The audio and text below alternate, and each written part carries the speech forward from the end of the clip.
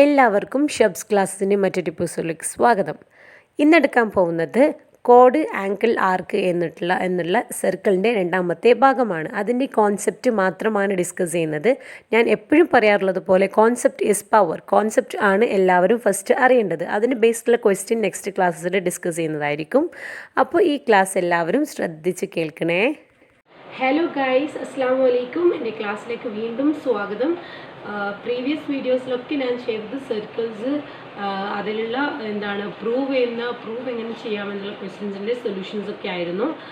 ഇനി ഞാൻ എടുക്കുന്ന ക്ലാസ് കോഡ് ആങ്കിൾ ആൻഡ് ആർക്ക്. കോഡ് angle and arc second part of the chapter സർക്കിളിൻ്റെ റിമെയിനിങ് പാർട്ടാണ്.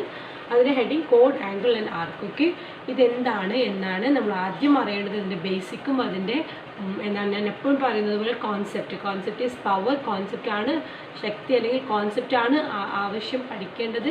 അപ്പോൾ ആ ഒരു കോൺസെപ്റ്റ് എന്താണെന്ന് നമുക്ക് ഫസ്റ്റ് പഠിക്കാം. നമുക്ക് കോഡ് ആങ്കിൾ ആൻഡ് ആർക്ക്, നമ്മൾ ഈ മൂന്ന് വേർഡ്സും നമുക്ക് പരിചയമുള്ള വേർഡ്സൊക്കെ തന്നെയാണ്. അപ്പം നമ്മളൊരു സർക്കിൾ ഇവിടെ വരച്ചിട്ടുണ്ട്. സർക്കിൾ വരച്ചിട്ട് കോഡ് വരച്ചിട്ടുണ്ട് അല്ലേ. എ ബി എന്ന് പറയുന്നത് ഒരു കോഡാണ്. കോഡ് means what? Line with joins 2 points on the circle. സർക്കിളിൻ്റെ രണ്ടറ്റങ്ങളെ അല്ലെങ്കിൽ 2 പോയിൻറ്റ്സിനെ മുട്ടിക്കുന്ന ലൈനെയാണ് നമ്മൾ എന്ത് പറയുന്നത്? കോഡ് എന്ന് പറയുന്നത്. ആൻഡ് വെൻ കോഡ് passes through the centre that is diameter. Diameter different ആണ്, കോഡ് ഡിഫറെൻ്റ് ആണ്. ഡയമീറ്ററിൻ്റെ പ്രത്യേകത എന്താണ്? Diameter divides the circle into 2 equal parts. Diameter സർക്കിളിനെ 2 equal parts ആക്കിയിട്ട് ഡിവൈഡ് ചെയ്യുന്നുണ്ട്. പക്ഷേ കോഡ് divides the circle into 2 parts but not equal parts അല്ലേ.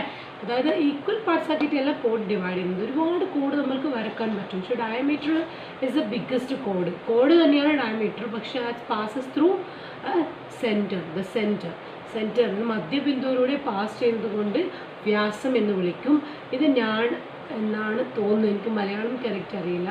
അപ്പം ഈ കോഡ് എന്ന ഈ ഒരു ലൈൻ അല്ലെങ്കിൽ ലൈൻ പാസസ് അല്ലെങ്കിൽ line with joins 2 points on the circle is called as code. We can draw a lot of code in the circle. A number of codes can be drawn. Then ഈ code divide ചെയ്യുന്ന 2 parts അല്ലേ, 2 പാർട്സിലും form ചെയ്യുന്ന angle എന്താണ്? നമ്മൾ പഠിച്ചിട്ടുള്ള ഡയാമീറ്ററിൻ്റെ 2 അറ്റത്തിൽ നിന്നും നമ്മൾ join ചെയ്തിട്ട്, അതായത് ഏതെങ്കിലും സർക്കിളിൻ്റെ ഒരു പോയിന്റിലേക്ക് ജോയിൻ ചെയ്തിട്ട് ഒരു ആംഗിൾ വരയ്ക്കുകയാണെങ്കിൽ that angle will be 90 degree. പക്ഷേ ഈ കോഡ് എന്ന് പറയുന്നത് അത് ഈക്വൽ പാർട്സ് ആക്കിയിട്ട് ഡിവൈഡ് ചെയ്യുന്നതുകൊണ്ടാണ്. കോഡ് എന്ന് പറയുന്നത് ഈക്വൽ പാർട്സ് ആക്കിയിട്ട് സർക്കിളിനെ ഡിവൈഡ് ചെയ്യുന്നില്ല. അപ്പോൾ ഇവിടെ നിന്ന് നമ്മൾ ഫോം ചെയ്യുന്ന ഒരുപാട് ആംഗിൾസ് സർക്കിളിൻ്റെ ഏതൊരു പോയിന്റിലേക്കും നമ്മൾക്ക് എയും ബിനെയും ജോയിൻ ചെയ്തിട്ട് നമ്മൾക്ക് ട്രയാങ്കിൾ ക്രിയേറ്റ് ചെയ്യാം. പക്ഷേ അത് ഒരിക്കലും അത് 90 degree ആണോ എന്ന് ചോദിച്ചാൽ നിങ്ങൾ ഒരിക്കലും 90 degree അല്ല. അത് എത്രയാണ് എന്നാണ്, ആ ഒരു ആംഗിൾ എത്രയായിരിക്കും എന്നാണ് ഈ ഒരു ക്ലാസ്സിൽ ഞാൻ നിങ്ങൾക്ക് പറഞ്ഞു തരാൻ പോകുന്നത്. That's a basic thing that you have to know. അപ്പോൾ നമ്മൾ നമുക്ക് വരക്കാം. ഒരു 2 ലൈൻസ് ജോയിൻ ചെയ്യാം, എവിടെയും ഓക്കെ. അപ്പോൾ ഇവിടെ എ സി ബി സി, അതായത് ഞാനിവിടെ ഒരു സി എന്ന് പറയുന്ന നിയമം, ഇവിടെ ഡി എന്ന് പറയുന്ന നിയമം കൊടുത്തിട്ടുണ്ടായിരുന്നു. അതായത് നമ്മൾ ഈ ഒരു എ ബി സി എന്ന് പറയുന്നത് ഒരു കോഡ് വരച്ചപ്പോൾ ഡിവൈഡ് ചെയ്ത ഒരു പാർട്ടിൽ, അതായത് ഒരു ആർക്കിൽ 2 arcs ആർ ഫോംഡ് അല്ലേ. ഒരു ആർക്കിൽ ഫോം ചെയ്ത ആംഗിളാണ്. ഈ ഒരു ആംഗിളിൻ്റെ ബാക്കി വരുന്ന ആംഗിളാണ് ADB എന്ന് പറയുന്നത്. അതായത് ഈ ഒരു ആർക്കിനെ സർക്കിളായിട്ട് ഫില്ലാക്കാൻ വേണ്ടിയിട്ട് അല്ലെങ്കിൽ ഫുള്ളാക്കാൻ വേണ്ടിയിട്ട് നമുക്ക് വേണ്ട ഒരു ആംഗിൾ അല്ലെങ്കിൽ ആർക്കാണ് ADB. ഇതിന് പറയുന്ന പേര് ആൾട്ടർനേറ്റ് ആംഗിൾ, ആൾട്ടർനേറ്റ് ആർക്ക് എന്ന് പറയും. എന്താണ് ആൾട്ടർനേറ്റ് ആംഗിൾ? ആൾട്ടർനേറ്റ് ആംഗിൾ എന്ന് വെച്ചാൽ എന്താണ്? when a chord divides the circle into 2 parts, 2 arcs are formed and the arc which is required to complete the circle into 2 equal parts, the other arc അല്ലേ, അതിനെ പറയുന്ന പേരാണ്, the name is called as alternate angle. അപ്പം ഇതിൻ്റെ alternate angle ഏതാ? ADBൻ്റെ alternate angle ഏതാ? മറുഭാഗത്തുള്ള angle ACB ആണ്. അപ്പം ഈ ആൾട്ടർനേറ്റ് ആംഗിൾ എന്താണെന്ന് മനസ്സിലാക്കി വെക്കുക.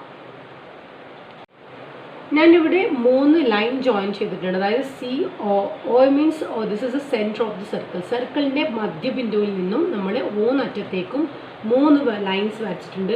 This lines are called as radii. Radii means group of radius. OC is a radius, OA is a radius, OB is a radius.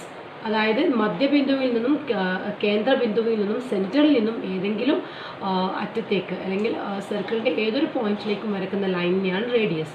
ഈ radius എടുത്തിട്ടാണ് നമ്മളൊരു സർക്കിൾ വരക്കുന്നത് അല്ലേ. അപ്പം ഈ O C, O A, O B, അപ്പോൾ ഇപ്പോൾ ഇത്രയും നമ്മൾ പിന്നെ ലൈൻ ജോയിൻ ചെയ്തു. അപ്പോൾ ഇത്രയും വെച്ചിട്ട് നമ്മൾക്ക് എത്രയാണ് ആംഗിൾ എന്ന് നോക്കാം. ഓക്കെ, ഓരോന്നിൻ്റെയും ആംഗിൾ വാല്യൂ. ഇപ്പോൾ ഞാൻ ഇവിടെ നോക്ക് വരച്ച ഒ സിയും ഒയും എന്താണ്? റേഡിയസ് ആണല്ലേ. ഇതും ഇതും ഇതും ഇത് മൂന്നും ഈക്വൽ സൈഡ് അല്ലേ. അപ്പം ഇവിടെ നോക്ക്, when we take this triangle A O C, ഈ ട്രയാങ്കിൾ മാത്രം എടുക്കുകയാണെങ്കിൽ we can see that this is an isosceles triangle, right? Isosceles triangle ആണ് എന്ന് കാണാൻ പറ്റും. അപ്പം ഈ ഐസോസിലസ് ട്രയാങ്കിളിൻ്റെ പ്രത്യേകത എന്താണ്? 2 sides are equal. ഇപ്പം ഒ സിയും ഒയും ഈക്വൽ ആണ്. 2 sides are equal for an isosceles triangle, and also the opposite angles of the 2 sides also will be equal. അപ്പം ഈ ഒരു സൈഡിൻ്റെ ഓപ്പോസിറ്റ് ആംഗിൾ ഇത്, ഈ ഒരു സൈഡിൻ്റെ ഓപ്പോസിറ്റ് ആംഗിൾ ഇത്, ഈ രണ്ട് ആംഗിളും ഈക്വൽ അല്ലേ. ഇത് നമ്മൾക്ക് എക്സ് എന്ന് വാല്യൂ കൊടുക്കാം, ഇതിനോ സെയിം വാല്യൂ ആയിരിക്കും. അപ്പോൾ ഇവിടെയോ നമ്മൾക്ക് അപ്പോൾ നമ്മൾ ബി ഒ സി എന്ന് പറയുന്ന ആംഗിളും കൺസിഡർ ചെയ്താലോ, അവിടെയും ഇതേപോലെ തന്നെയാണ്. ഇതും ഇതും ഈക്വൽ സൈഡാണ്. അതുകൊണ്ട് തന്നെ ഒരു ആംഗിൾ, അതായത് opposite angles will be equal. ഇപ്പോൾ ഇത് വൈ ആണെങ്കിൽ ഇതും വൈ ആയിരിക്കും. ഓക്കെ, ഇത്രയും നമ്മൾ കണ്ടുപിടിച്ചു. ഇനി ആംഗിൾ എ ഒ സി എന്ന് പറയുന്ന ഈ ആംഗിൾ എത്രയാണ്, ആംഗിൾ ബി ഒ സി എന്ന് പറയുന്ന ഈ ആംഗിൾ എത്രയാണെന്ന് കണ്ടുപിടിക്കണം. അപ്പോൾ നമുക്കറിയാം ഒരു ട്രയാങ്കിളിൽ മൊത്തം എത്രയാണ് ആംഗിൾ വരിക? 180 ഡിഗ്രി അല്ലേ. 180 ഡിഗ്രി 180 ഡിഗ്രിയിൽ നിന്ന് രണ്ടും മൈനസ് ചെയ്താൽ എന്ത് കിട്ടും? ഈ ആംഗിൾ കിട്ടും. അപ്പോൾ ഇത് 180 മൈനസ് 2x മൈനസ് ചെയ്യണം, 2x. എവിടെയോ 180 മൈനസ് 2y മൈനസ് ചെയ്താൽ മതി, 2y. അപ്പോൾ ഇവിടുത്തെ ആംഗിളും നമുക്ക് കിട്ടി. ഇനി ഒ എന്ന് പറയുന്ന ഈ ആംഗിൾ, അതായത് ഈ ആംഗിൾ എത്രയാണ്? നമുക്കൊരു വാല്യൂ കൊടുക്കാം, പി എന്ന് കൊടുക്കാം. ഈ ഒ എന്ന സെൻറ്ററിൽ നമുക്ക് പി എന്ന് പറയുന്ന വാല്യൂ കൊടുക്കാം. ഈ പി എത്രയാണെന്ന് നിങ്ങൾക്ക് അറിയില്ല. Angle A O B is equal to p എന്ന് കൊടുത്തു. ഈ പി കണ്ടുപിടിക്കണമെങ്കിൽ നമ്മൾക്കറിയാം ഇത് മൊത്തം കൂട്ടിയാൽ എത്ര കിട്ടും? ഒരു സർക്കിളിൻ്റെ ആംഗിൾ എത്ര? 360 ഡിഗ്രി. അപ്പോൾ 360 ഡിഗ്രിയിൽ നിന്ന് നമ്മൾ ഇതും ഇതും മൈനസ് ചെയ്താൽ നമുക്ക് പി കിട്ടും. അല്ലെങ്കിൽ ഇത് മൂന്നും കൂട്ടിയാൽ നമുക്ക് 360 കിട്ടും. അങ്ങനെ 360 നിന്നും ഇത് രണ്ടും മൈനസ് ചെയ്താൽ നമുക്ക് പി കിട്ടും. അപ്പോൾ ഇതിൻ്റെ വാല്യൂ കൂടി കിട്ടും. അത് നമുക്കൊന്ന് കണ്ടു നോക്കാം. First let us consider angle AOC. Angle AOC,